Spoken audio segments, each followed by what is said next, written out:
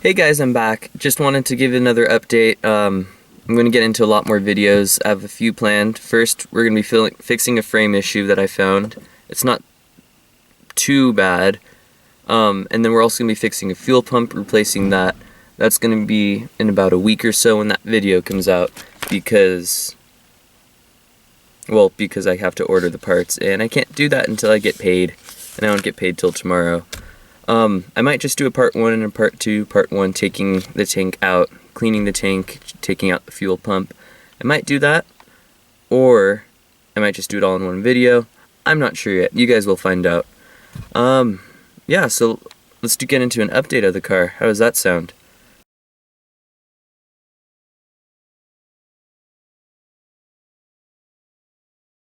So, I put this thing on the steering wheel cover, because I'm not sure if you can see it all, but it's all cracking up here, and while I'm shifting while turning, as like downshift or whatever coming out of a turn, I have one hand on the wheel, I don't like it.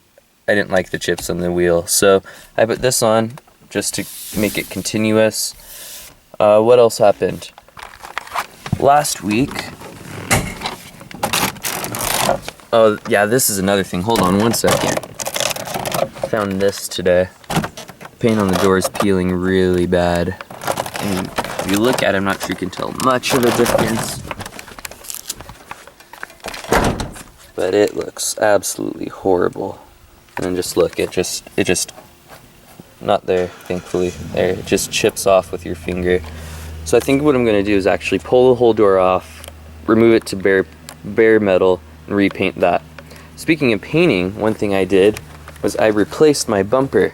And I did the paint job myself on this bumper. It's a little wet because it just rained, and I haven't washed it in a while, so that's why it's a little dirty. But I'm really happy with how it came out. I painted it myself and everything. I really like it. It's not perfect, it's really bad actually. I'm not sure if you can see those two little spots. That's drops in the clear coat that I accidentally made. But I think overall it looks really good. I really like it. As far as that bend in the frame goes, let's see how, I might need to get a flashlight, but right here, when I went to go change the bumper, I found this. So see, it goes straight all the way across, maybe a few bends here and there, but right here, it's super bent. My guess is that side got hit at some point. Also, because one thing's, I'm not going to do this, I'm going to have a shop do it because I don't know how to do it. But the sidewall is really damaged here on the rim. I'm not sure how well you can see that. But yeah, the sidewall is really damaged. So I'm going to see how much it costs to get that repaired. It might be cheaper just to go and get a new rim. So I'll take that. There's a shop over here that does rim repair. I don't really care about all these scuffs. It's the major dent here that I care about. I mean, I'm sure it's safe to drive and everything, just the racetrack won't let me race it there. Oh yeah, that's another thing. I'm going to be making this into a race car. I'm sure you guys saw the for sale sign in the back. I'm going to take that down at the end of this video because I am not selling it anymore. It was just I got tired of paying money for things, and I realized I'm not a quitter, so I'm going to keep working on it, keep fixing it up, make it better. I don't know if you can tell, one of the other things I want to do is replace my rotors and brakes. The brake pads are getting replaced soon. I mean, they look fine, but they're really old because, well, it had been sitting for over 3 years when I got it. And so they work fine, but when you brake hard, you can smell them. So even though there's really good thickness there, it's not working as well, and the thickness is actually going away pretty fast just because it's so worn down. Let's see what we did inside the engine. I'm not scripting this, I'm just talking and blabbing to you all. Alright, so one of the things you might notice is the alternator looks older than the other one did. That's because the other one decided to catch on fire. This metal piece right here, it had melted off, and I don't want to take it off again, but it melted off, and I didn't really see that it had melted off, and all I saw was that it had came off, so I just tightened it on. I thought it was a Y bracket thing that just snaps onto the metal then the bolt comes on. But after the fire, I noticed that it was originally a whole circle that slides on there, and now it was just a Y, like it had melted off. So I had just reconnected it, and as soon as I connected the battery back, right before I started it, there's a little spark and the whole alternator here area caught on fire. That really scared me, and I'm not sure if you can still tell. I'm sure you can if you look hard enough, but there was lots of the fire extinguisher powder all over the engine. I think I got most of it because I spent forever cleaning it off. You can see that little white speck down there, that's some of it. Yeah, what else did I have to do? I replaced the idle air control valve, which I have to see if I can find that, here. If I still have it, it's going to be over here. But when I went to go replace it, I found out that the idle air control valve was broken, but they had put a gasket in there. That it looked like the EGR delete gasket. So it had no holes in the gasket, and it was just placed on there to bypass the whole idle air control valve. I don't know how I had got it to hold an idle when that was doing that, or when there was no idle air control valve essentially, and when it was still plugged in somehow. So yeah, that's new. Throttle position sensor's new. The green and red hoses are new because I got that from that other engine over there that I've talked about that I'm thinking of possibly rebuilding. That I got that from this because the other one had a pretty bad leak on it. Same with this vacuum wire right here. Let's see, what else did I do? Oh, last week my friend Josh, who I'm hoping you'll see him on my next video, the fuel pump video. We changed the fuel pressure regulator, and I was really hoping that would fix the problem. It still starts. I'll do a startup for you guys. But while the car's driving, it'll just start stuttering and hesitating during acceleration, and that's just because the fuel pump is at bare minimum pressure. I did a fuel pressure check, and it's at the bare minimum fuel pressure, and then when you accelerate, it drops like almost all the way to zero. Even though you can't tell when it's idling, you can tell it's definitely when you start it up when you're driving. And one of the things that really ticked me off is this. I wanted to fix my AC because it's really hot this summer, and so I changed the low pressure port because it was leaking, and I spent about like $100 on Freon filling up the tank, and I finally got it to the right pressure. Everything was working right for about a day, and then the next day all of a sudden it was hot again, and I was like, what? So I took my last tank that I had and I tried to spray a little bit more in, and as soon as I took it off, it all just sprayed back out. And so there goes my $100 for changing that port. I mean, you could see like it just, for some reason it didn't like it, or maybe I put just a little tad too much in or something, but yeah. Trying to think, I don't think I did anything else. Alright, so the future. We'll get into the future now. So the fuel pump is the first thing that I'm going to do. Well, and fix that. It's not going to be too much of a fix because you can't really do too much about it, but what I'm going to do is do a little trick that a friend of mine taught me, and just put a jack under there. Hope it bends it back up. I'm not sure if you can tell, but in the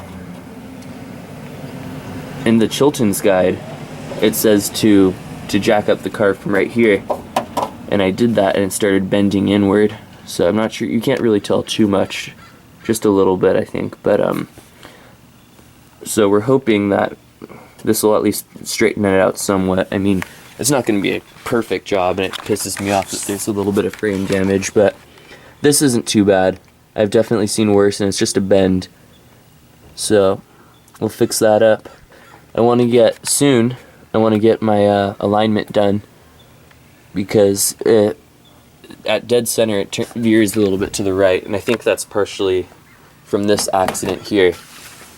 Oh, that's the other thing I didn't tell you guys. It's all smog legal. It's running. I've been driving it all summer. And don't get mad at me for not posting any videos about it.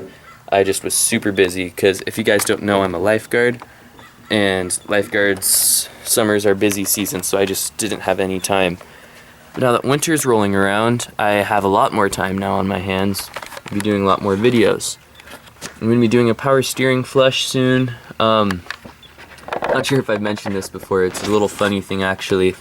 The power steering, this is my second new power steering pump. It looks a little dirty now. I think most of that's because of the fire. But anyway, we silly us thought we should put power steering fluid in the power steering pump. But no, you put transmission fluid in the power steering pump. So this is new. It's basically all power or transmission fluid. There's a little bit of power steering fluid left in there. So we're going to be doing a complete flush either today or tomorrow. I don't get paid till tomorrow, which I'm excited for because then I can order my new fuel pump. So yeah, that brings me back to the fuel pump. The hesitation. I'm so unorganized today. So yeah, the fuel pump, if you guys don't know,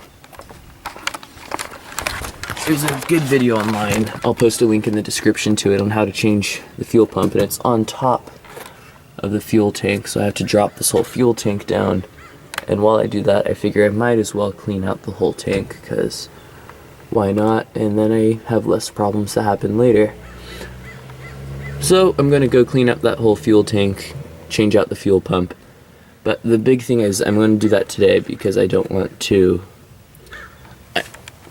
I only want to order a new fuel pump. I don't want the whole fuel pump assembly system because it costs more money, and because then I have to...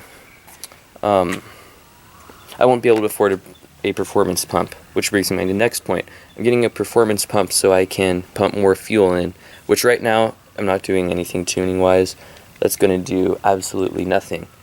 But I'm planning on, after I get everything legal for the track on here, so I have to cover this, I have to do things like fix that sidewall over there, and I'm going to completely rewire this because the skimpy wiring in here is just no longer cutting it. And so I'm going to do a complete soldering thing. I might do a video of it, I might not. It's kind of boring. I hate wiring. So that's what pissed me off about the fact that wiring was a huge problem on here, because the previous owner cut holes in catalytic converters and rewired like that. So all the tape's coming off and everything. So we're going to go ahead, resolder everything, make it all look nice and pretty. But, so after that, after we get it all, it can race on the track. What I'm going to do, swap out the camshaft for a bigger camshaft, get like titanium valve springs, the whole thing. Get it, all the heads machined perfectly to that camshaft. I'm talking perfect machining, not just swapping the camshaft and hoping for the best. I'm going to make it run beautifully together. Get a custom dyno tune after that. Save up my money because that's going to really hurt my paycheck and my checkbook. And then after that, after I swap out the camshaft, I've saved up some more money. What I'm going to do is I'm going to take the top end of a Thunderbird Super Coupe and put that supercharger on here. Get another custom dyno tune. And yeah, get some boost going. And I'm excited for that because it's a V6 Mustang. People rat on them all the time, and I get it. They're not super fast. I mean, don't get me wrong, I love this car and it's super fun to drive. But, you know, I want to prove to people that you can make a fast V6 Mustang and that it is acceptable, and in the car world it will be a decent car. I mean, it's no way going to be a twin turbo Mustang V8 or a Corvette or Skyline GTR or whatever, all the other cars people fanboy over. I just want to prove to people that do own a V6 Mustang that it can be done. You can make it go fast, and it can be a decent car. That's my friend Nick. He lives across the street, and he has this really cool dune buggy that has a Nissan 370 motor in it. And he gets like the front tires off the ground and everything. It's super cool. I'll see if I can do a video on that sometime. Anyway, what was I saying? Something about a supercharger making the V6 awesome. Yeah, people will love it. Oh yeah, with the fuel pump, I'm changing this sensor. Ford decided to remake it twice because it just breaks, and in 2008 they rebuilt it, and then in 2012 they rebuilt it again because the sensor just sucks and it's stupid, just like the entire EGR system.